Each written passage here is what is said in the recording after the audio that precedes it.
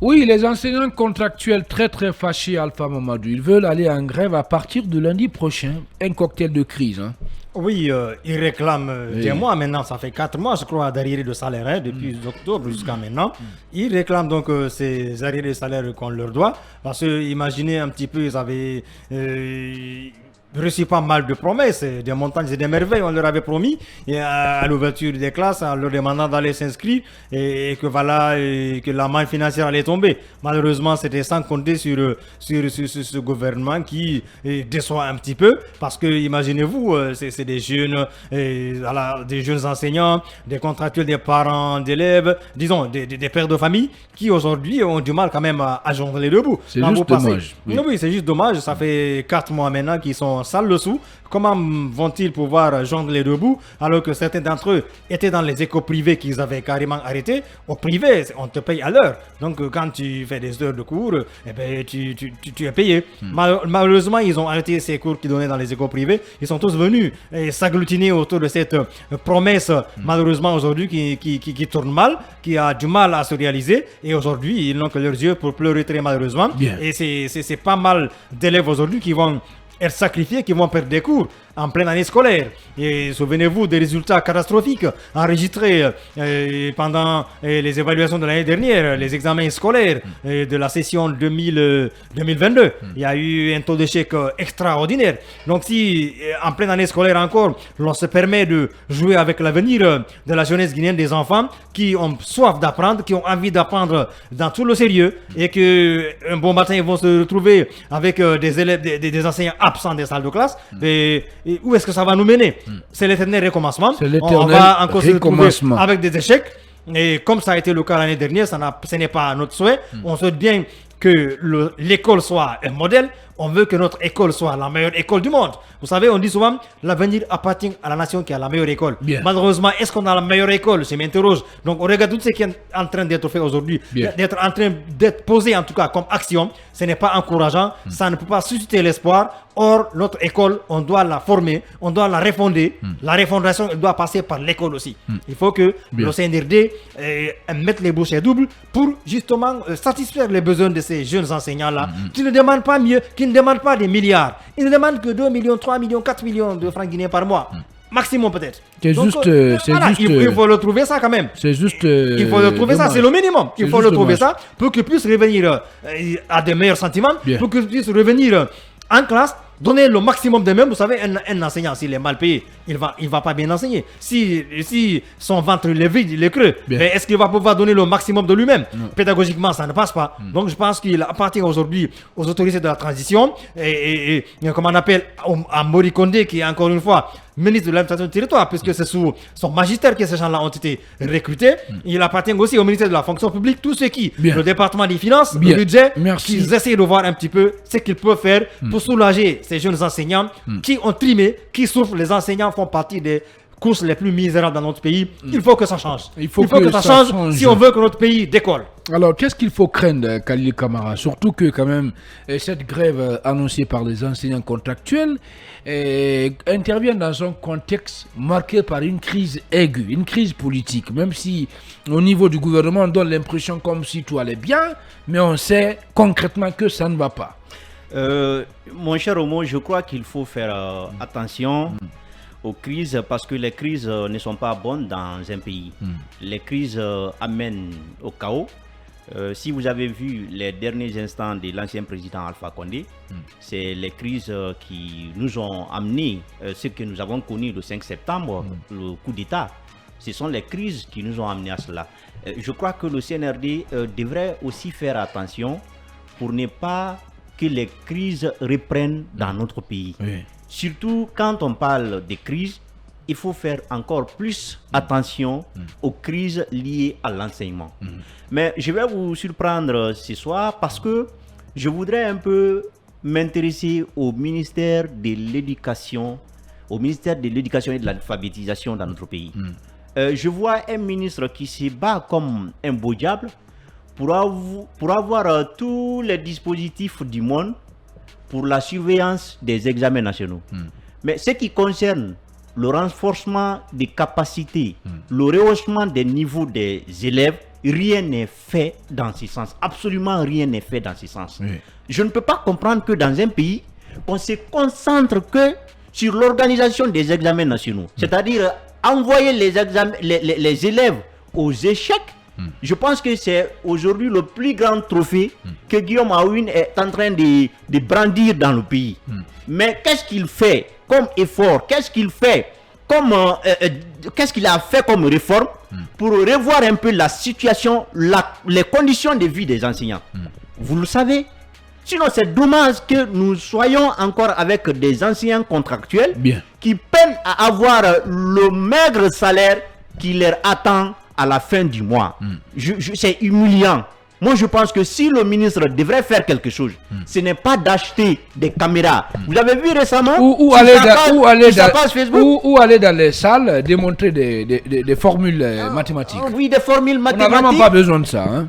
Vous avez vu récemment sur sa bien page enseigner, mais voilà. des caméras chèrement payées, des caméras chèrement payées pour contrôler les examens, alors que les enseignants ne sont pas payés. Mais c'est quelle folie! Dans quel pays normal on peut faire cela? Dans quel pays? Non, on ne peut pas comprendre. Dans quel pays? C'est-à-dire que vous avez besoin des équipements pour contrôler un examen, mais vous n'avez pas de vision. Vous n'avez aucune réforme par rapport... En fait, le taux d'échec lors des examens est devenu l'indicateur de performance de l'école guinéenne. Quand j'ai vu ces caméras... L'inversion des valeurs, en fait. Mon cher Omo, je vous le jure, quand j'ai vu ces caméras, moi, ça me fait rire. Vous savez pourquoi? Récemment, on a fait un reportage sur l'ABI. Des enseignants qui devraient enseigner au niveau du primaire, ce sont ces enseignants-là qui enseignent aujourd'hui au niveau des collèges. Vous voyez cela? C'est-à-dire qu'ils ont été formés. Instituteurs, alors. Des instituteurs. Des instituteurs qui ont été formés pour les enfants, c'est-à-dire pour enseigner les enfants. Pour enseigner les enfants. Qui sont professeurs de collège. Ce sont aujourd'hui ces enseignants qu'on retrouve dans les collèges, dans les lycées. Mais ce fait a été révélé. Qu'est-ce que le ministre fait dans ce sens?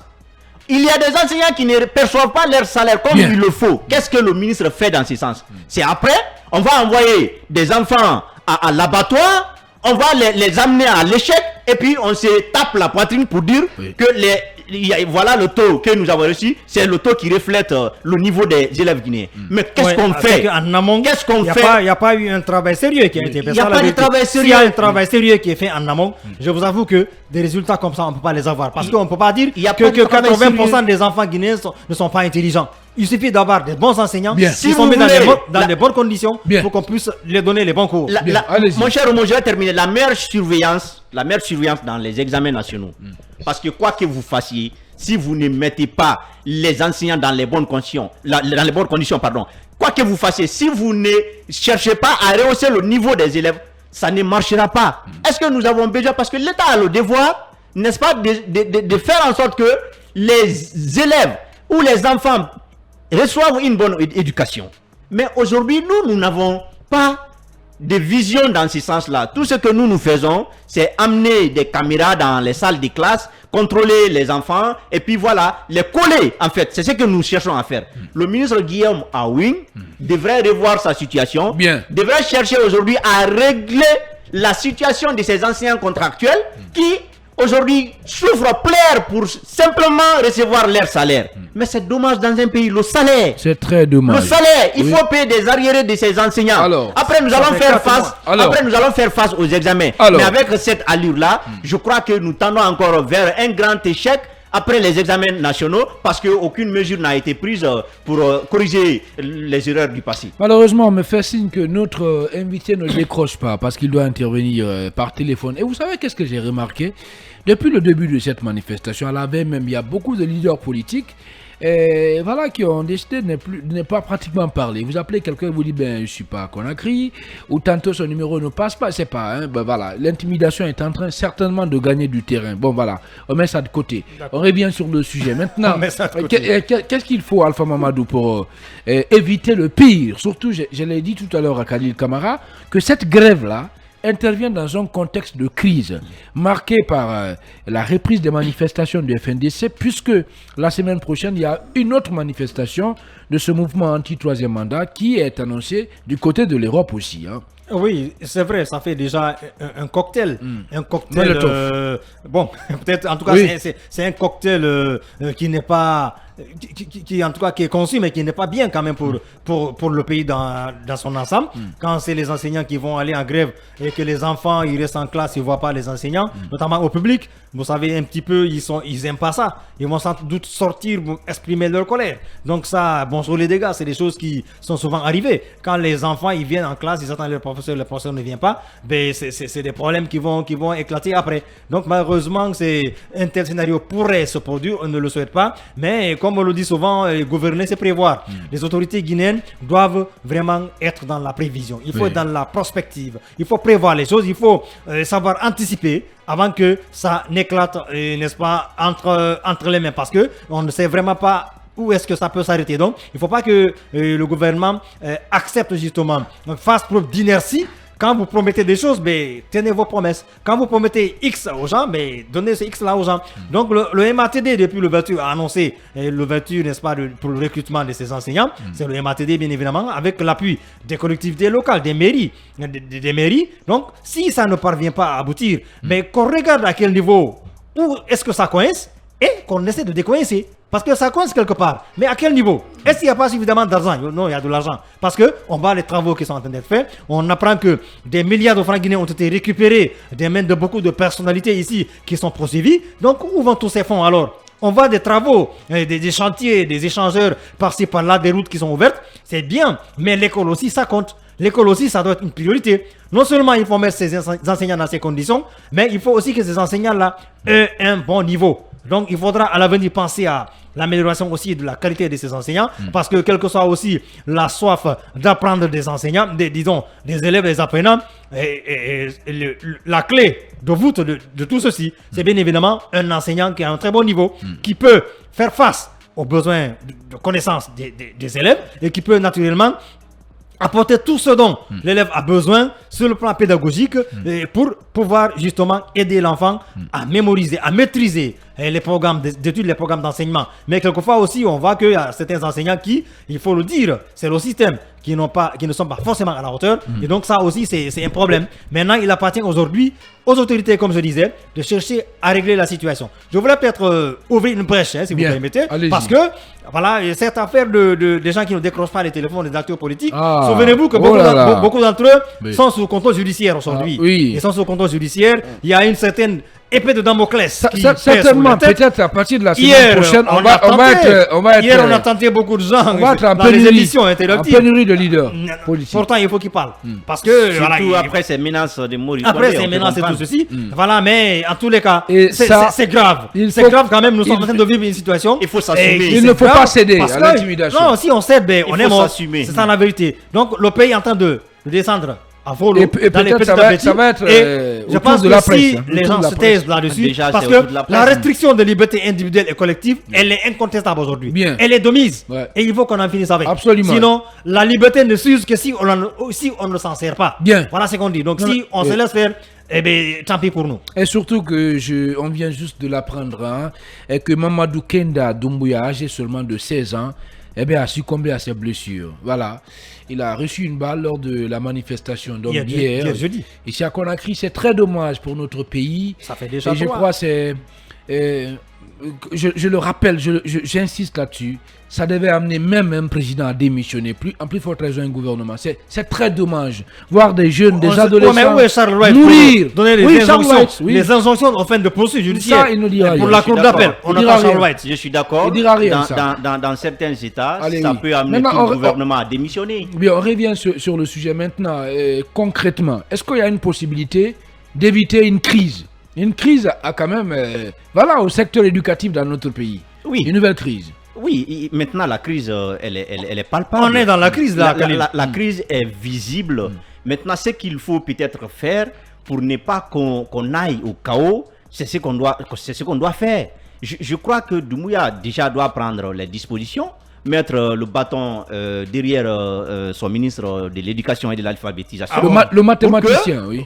Derrière le mathématicien, pour qu'il laisse, c'est-à-dire arrête de se concentrer que sur l'organisation des examens nationaux. Ou la démonstration parce que de formules mathématiques. tout le bilan que moi nous je aide connais, à résoudre la quadrature du tout le cercle. bilan que moi je connais aujourd'hui, Oui. au niveau du secteur éducatif, depuis l'arrivée du ministre Guillaume Aouin, ce sont ces examens, le Bien. taux massif, le taux d'échec massif. C'est l'indicateur de performance. C'est cela. Est-ce que c'est une ce qui performance? grandit. Allez, merci beaucoup. Oui, C'est ce qui peut-être grandit. Il se pour les réjouit de autorités. ça. Allez, et moi, je merci. attendez, je vais terminer. Nous sommes pris Mon par cher le Omar. temps, oui. Pour terminer, Oui. vous savez, je fais partie des gens qui ont quand même, qui l'ont applaudi après, bien sûr, les examens nationaux. Parce Merci que j'ai beaucoup. estimé Oui. qu'il n'y a pas eu d'échec. Mais j'avais dit, j'ai dit, mais attends, Si ça persiste, si ça persiste, l'année prochaine, on va le mettre à l'épreuve. Et maintenant, ce qui va sortir, des résultats qui vont Bien. sortir pour la Allez, session à venir, il sera jugé en fonction il de sera ça. jugé en fonction de ça. Merci beaucoup. Allez, ça en est terminé. Et donc, pour ce numéro de Talk Politique, c'était la dernière représentation de la semaine. Aux opérations techniques, il y avait Tierno Hassan Diaoné. Merci à tous les deux, Alpha Mamadou Diallo, à vous, Khalil Kamara. Prenez soin de vous, où que vous soyez dans le monde, en compagnie des programmes de Film Guinée. Et surtout, restez sur notre fréquence, la meilleure fréquence en Guinée, dans la sous-région. Et ensemble, restons concentrés.